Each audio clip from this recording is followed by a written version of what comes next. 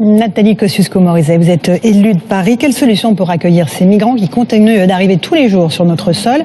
Et aussi, Laurent Wauquiez, le patron de votre parti, appelle les maires à ne pas accueillir de migrants dans leur commune. Vous en pensez quoi? Le droit d'asile fait partie de notre identité. On parle beaucoup d'identité en France ces derniers temps. Le droit d'asile fait partie de notre identité. Quand on fuit la guerre, quand on fuit les persécutions, on a le droit d'être accueilli en France. Ça fait partie de notre histoire. Le problème vient de ce que le gouvernement a créé la confusion, même la confusion dans les mots, avec ce mot migrant.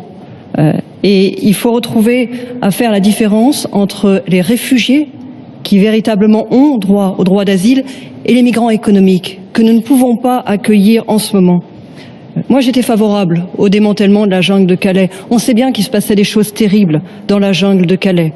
Mais il reste deux problèmes.